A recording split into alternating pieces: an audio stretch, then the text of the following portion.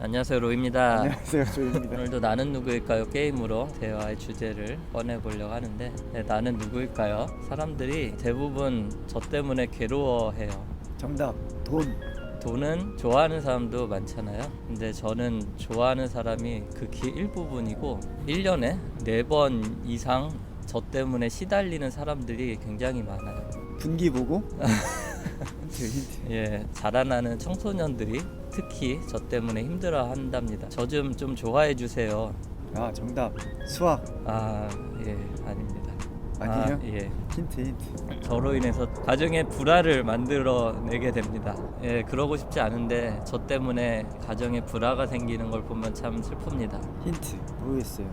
저를 통해서 부모님한테 칭찬을 받기 위해서 학생들이 굉장히 열심히 노력을 하기도 합니다. 수행평가서? 답은 시험입니다. 시험. 아, 시험.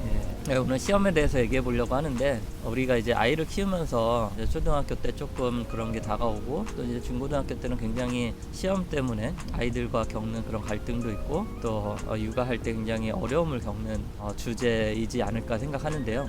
중학교 가서는 이제 시험을 본단 말이죠. 우리 첫째도 중2인데 이제 시험을 봐요. 지금도 시험 기간이기도 하고. 근데 이게 시험 볼 때마다 이제 공부 잘하는 애들도 스트레스고 공부 싫어하는 애들도 스트레스고, 시험이라는 존재는 항상 이제 아이들을 힘들게 만든단 말이에요. 어쨌든 시험은 끝났어요. 그리고 시험 성적표가 나와서 엄마 나 시험 잘 봤어, 시험 못 봤어 라고 할 때 이 부모님의 반응이, 아빠 나 오늘 나 100점 맞았다 시험 전 과목? 그러면 와, 너무 좋고 막 입에 미소가 가득하고 축하해 주죠. 근데 아무 얘기도 안 해요. 잘 봤어? 오늘 시험 문제 잘 봤어? 나 시험 다 망친 것 같아, 다 틀린 것 같아. 그러면은 좀 열심히 하지, 잘하지, 왜 이렇게 틀렸냐 이제 속으로 아이가 그래도 맞은 것도 있는데. 근데 부모님은 좀 못 본 것 좀 공부 좀 열심히 해야겠다 그렇게 좀 하잖아요. 이 시험 얘기를 하는 이유는 많은 사람들이 이제 중학교 들어가서부터, 초등학교 때는 공부 잘 하다가 이제 수포자가 되고 공부도 포기하고 이런 사람들이 많아져요, 중학생들이.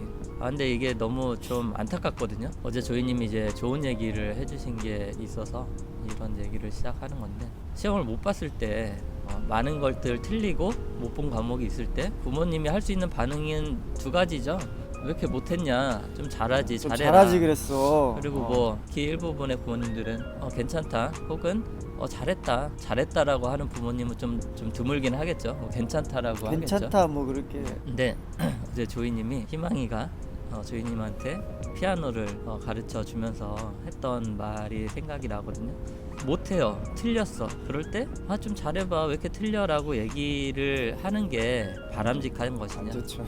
틀렸을 때 틀려도 잘했다. 근데 틀렸을 때 잘했다라고 하는 거는 좀 모순되긴 하지만, 이게 그리고 쉽게 나올 수 있는 말은 아니지만, 틀렸을 때 왜 이렇게 못하냐, 잘해봐라 라고 얘기하는 것과, 틀렸을 때 그래도 잘했어 라고 얘기하는 것과, 그 아이가 더 잘해봐야겠다라는 마음을 먹게 하기에 어떤 말이 더 효과가 있을까. 아이도 좀 생뚱맞겠죠. 나 틀렸는데 뭐라 하겠지 했는데 잘했어, 뭘 해야 됐다는 거지? 이렇게 생각할 수는 있지만, 결국 왜 이렇게 못하냐라고 했을 때 이제 잘해야지 라는 마음을 품는 경우는 극히 드문 것 같거든요. 한번 부모님들 그 자녀들이 뭐 악기나 체육이나 혹은 공부나 뭔가 못했을 때, 틀렸을 때 이상하지만 잘했다, 그래도 잘했다 라는 얘기를 한번 해보시면은 뭔가 변화가 있을 겁니다. 제가 이제 건반을 치는데 전 양손을 못 치고 이제 한 손만 조금 치다 말았는데, 한 손을 가르치면서 제가 잘 안 되니까 그러더라고요. 봐봐요, 그러면서 이렇게 가르쳐주고.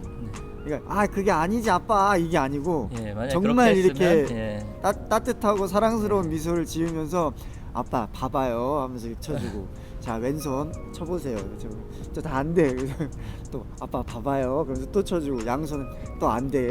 저 이러니까 또 아빠 봐봐요 이렇게 하는데 굉장히 힘이 나더라고요. 그래서 결국은 양손치기를 쳤는데, 그래서 저는 피아노를 못 치는 사람으로 생각하고 살아왔었는데, 친차원과 격려와 따뜻한 그 위로 섞인 가르침이 반복이 되다 보니까 흥이 나서 좀 의지가 좀 차오르고, 몇 번 하다 보니까 제가 못한다고 생각했던 피아노를 양손으로 치고 있더라고요. 그래서 이것도 공부나 뭐 운동이나 다른 무언가도 다 공통적인 사항이지 않을까, 그런 생각을 해요.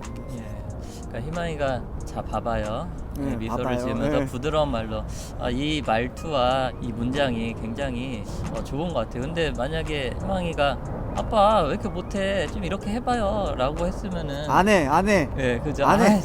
나 못해 원래 못해 원래 못했어 내가. 이제 안 해 막 이렇게 네. 되겠죠. 그 다음부터는 마음이. 이제 건반을 손을 안 대겠죠. 예, 어른도 그런데 자녀들한테 너 못하니까 좀 열심히 좀 해봐 라고 하면은 얘가 그 말을 듣고 열심히 하겠지 라는 마음으로 아마 그 말을 하실 거예요. 좋은 의도로. 근데 그렇게 해서는 변화가 되지 않는 것 같아요. 조이님이 이런 말을 어제 하셨거든요. 이게 굉장히 명언 같은데 저한테는 아이들이 자신들이 할 수 있는데 못한다고 생각해서 안 한다. 아이들이 할 수 있거든요.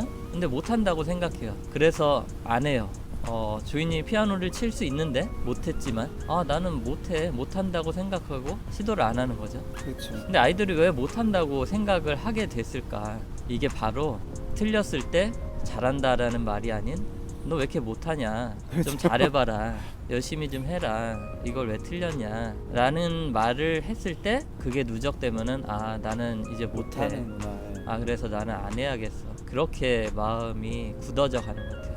요거를 바꾸려면은 무조건 주위 사람들한테 피해를 주는 일이 아니라면은 아이들의 어떤 분야에 대해서도 공부든 운동이든 어떤 취미든 무조건 뭔가 틀렸을 때 잘했다, 잘한다, 그렇게 말을 바꿔주시면 내가 잘하네, 나 할 수 있네, 해야겠다, 이렇게 그 마음이 바뀌지 않을까 싶습니다. 그러니까 이게 부모님들이 수준이 높잖아요. 그 눈높이에서 아이들이 70점 맞으고 60점 맞으면 상당히 불만족스러운 거죠. 왜 40점, 30점을 더 맞으면 100점을 맞을 수 있는데 왜 너 이거 집중을 안 해가지고 덤벙대가지고 틀렸냐, 그러면서 막 뭐라고 하잖아요. 그러면 애들이 이미 10개 중에 6개, 7개를 맞은 건데 엄마한테 혼나는 거죠. 그러니까 하기가 싫은 거죠. 근데 30점을 맞았어. 와, 너 10개 중에 3개나 맞췄네. 대단하다. 다음은 4개 한번 맞춰보자. 아빠랑 같이 공부하자. 공부를 했어요. 딱 했는데 40점을 맞았어요. 뭐라고 하지? 60점을 더 맞아야 되는데 왜 못해라고 하면 이제 점점 자기는 못하는 애가 되지만 30점을 맞았는데 40점을 맞았어요. 그럼 또 칭찬해주고, 우와 우리 아들 잘했다. 40점이나 맞았어. 하나 더 맞았어. 아빠랑 공부해가지고 칭찬해주면 얘가 또 나 잘하는 건가? 자, 한번 더 해볼까? 그러면서 50점 한번 해보자. 그러면서 또 50점 하고, 그러다 보면은 이제 탄탄해지거든요. 이게 수학에 대한 자신감도 생기고. 근데 이제 위에서부터 거꾸로 카운트해서 눌러버리게 되면 아이가 올라올 수가 없습니다. 올라가기 너무 힘들어요. 그리고 만약에 80점, 90점 맞던 애가 100점을 맞는데 잘 안 되잖아요. 만점 맞기가. 그럴 때도 야, 집중 안 하니까 틀리지, 덤벙대지 말고 집중해가지고 열심히 했으면 100점 맞아야 돼. 너 왜 그랬어? 아이들 나 열심히 했는데 이런단 말이에요. 근데 이제 그렇게 얘기하지 마시고, 엄마가 아빠가 어제 너 10시 11시까지 수학 공부하는 거 봤다. 근데도 90점이나 80점이 나왔지만 충분히 노력하는 거 봤기 때문에 잘했다. 나중에 더 열심히 하다 보면은 만점 맞을 수도 있지 않겠니? 그렇지만 결과보다는 너의 노력을 봤기 때문에 엄마 아빠는 칭찬해 줄게. 정말 잘해서 고생했어. 이렇게 하게 되면은 애 마음가짐이 어떻게 되냐면, 엄마 아빠 이렇게 나를 믿어주고 의지해 주는데 다음에는 내가 좀 실수를 좀 줄이고 덤벙대지 말고 100점 한번 맞아야 보겠다. 그러면서 공부 10분 할 거 20분 하고 이렇게 한단 말이죠. 근데 위에서 아래로 누르는 방법이 본능적으로 또 나와요. 눈높이가 워낙 높기 때문에. 그러지 마시고 아예 바닥으로 가셔야 됩니다. 기대치를 좀 낮추시고. 3학년이면 2학년으로 가셔가지고 이 잘했어라는 말에 정말 많은 것들이 내포돼 있습니다. 그냥 왜 상황이 안 맞는데 그 말이 어떻게 나오지 라고 생각하지 마시고, 그렇게 생각할 수도 있지만 생각보다 잘했다는 의미를 가질 수도 있고, 정말 못한 게 있지만 그 50점을 맞다 해도 반은 못했지만 반은 잘했어 라는 의미로 할 수도 있는 거고, 또 그 노력에 대해서 잘했다라는 의미로 사용할 수도 있고, 또 진짜 틀린 거에 대해서도 틀렸지만 그걸 틀렸어도 괜찮아, 나중에 알면 돼, 하느라 수고했어, 잘했어, 이런 의미로 생각해도 됩니다. 그래서 한번 시도해 보세요. 한 6개월 정도 계속 시도해 보시다면은 아이들한테 변화가 분명히 있을 겁니다. 다시 한번 말씀드리지만 아이들이 못해서 못하는 게 아닙니다. 아이들이 할 수 있는데 못한다고 생각하기 때문에 안 하는 겁니다.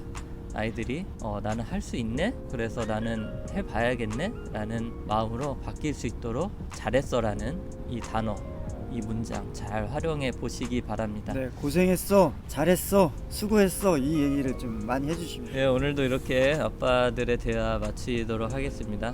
네, 오늘도 자녀들이 행복하기 위해서 부모님들 마음에 새겨야 할 단어 3가지로 대화를 마치도록 하겠습니다. 부모님들 우리 자녀들 항상 믿어주시고 사랑해주시고 응원해주세요.